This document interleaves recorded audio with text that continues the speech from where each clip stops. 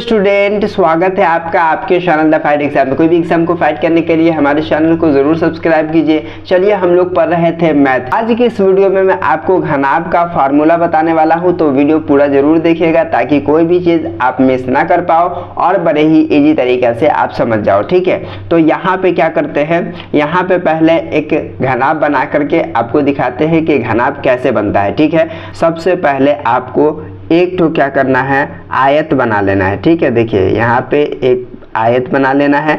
उसके बाद क्या करना है, ठीक है, इसी में एक और आयत बनाना है। देखिए यहाँ पे एक और आयत बना लेंगे। ठीक है, इस तरह से कुछ इस तरह से बना लेंगे और फिर इसको जो है यहाँ मिला देंगे। ठीक है ना, अब इस तरह से बन गया।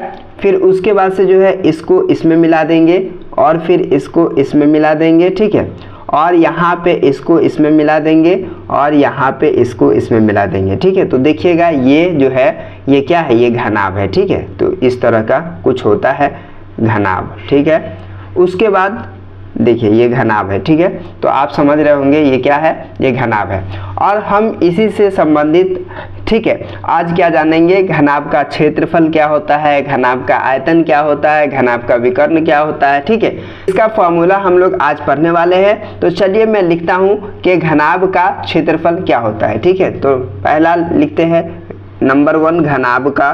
ठीक है, देखिए घनाभ का, ठीक है, क्षेत्रफल। अब घनाभ का क्षेत्रफल हमें ज्ञात करना है, तो घनाभ का क्षेत्रफल कितना होता है, तो देखिएगा घनाभ का क्षेत्रफल होता है, आपको याद कर लेना है 2 इंटू, ठीक है, LB, ठीक है, प्लस BH प्लस HL। अब यहाँ पे सर LB क्या है, BH क्या है। ठीक है, तो आप कहेंगे कि ये तो कुछ समझ में नहीं आ रहा है। ठीक है ना, तो मैं आपको समझाने का प्रयत्न कर रहा हूँ। देखिए L है, ठीक है, B है और H है। ठीक है, तो L है, B है और H है। तो इसमें क्या क्या होता है, इसमें होता है लंबाई, ठीक है, उसके बाद होता है चौड़ाई, ठीक है, और ये होता है ऊंचाई। ठीक है, ये बात आप याद रखिएगा।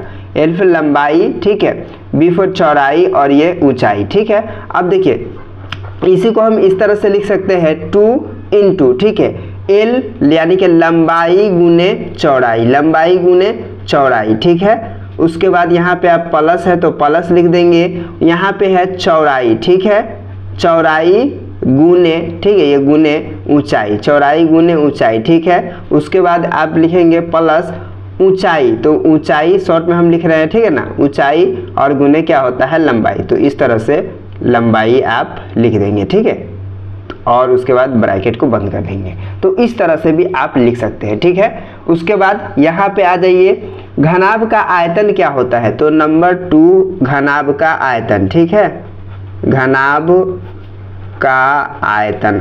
अगर आपसे कोई पूछता है कि घनाभ का आयतन कितना होता है तो क्या आप कहेंगे, ठीक है, तो आप याद रखेंगे L गुने B गुने H, L गुने B गुने H, यानी कि लंबाई गुने चौड़ाई गुने ऊंचाई। ठीक है, लंबाई गुने चौड़ाई गुने ऊंचाई, इस तरह से आप याद रखेंगे। ठीक है, उसके बाद अगर कोई पूछेगा घनाभ का विकर्ण क्या होता है, ठीक है, घनाभ का विकर्ण क्या होता है, विकर्ण बोलते हैं कि अगर कोई चीज़ है, ठीक है, क्षण इससे बड़ा है और इसमें हमको उसको रखना है तो हम इस तरह से रखते हैं ना, इस यहाँ से यहाँ तक रखेंगे। ठीक है, इस तरह से, तो उसी को विकर्ण कहते हैं। तो यहाँ पे देखिएगा, तो यहाँ पे चलिए घनाभ का विकर्ण, घनाभ का विकर्ण होगा। ठीक है, तो घनाभ का विकर्ण, अगर आपसे कोई पूछता है कि घनाभ का विकर्ण क्या होता है, ठीक है, तो आप किस तरह से कहेंगे, उसको किस तरह से याद करेंगे, तो इसका होता है रूट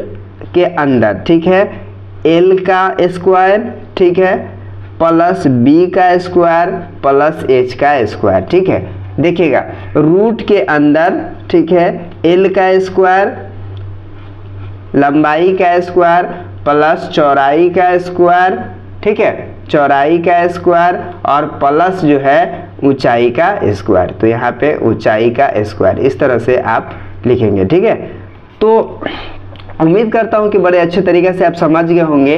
तो इस तरह से आप बहुत ही अच्छे तरीके से क्या कर सकते हैं, इसको याद कर सकते हैं। मैं आपको इसे पढ़ करके बता देता हूँ। देखिए घनाभ का क्षेत्रफल, ठीक है, 2 into LB plus BH plus HL, यानी कि 2 इंटू लंबाई गुने चौड़ाई प्लस चौड़ाई गुने ऊंचाई प्लस ऊंचाई गुने लंबाई, ठीक है। इस तरह से आप याद कर सकते हैं। या फिर अगर ये आपको समझ में नहीं आता है तो ये आप याद करिएगा 2 इंटू लंबाई गुने चौड़ाई, ठीक है, लंबाई गुने चौड़ाई प्लस चौड़ाई गुने ऊंचाई प्लस ऊंचाई गुने लंबाई, ठीक है। इस तरह से आप याद कर लेंगे।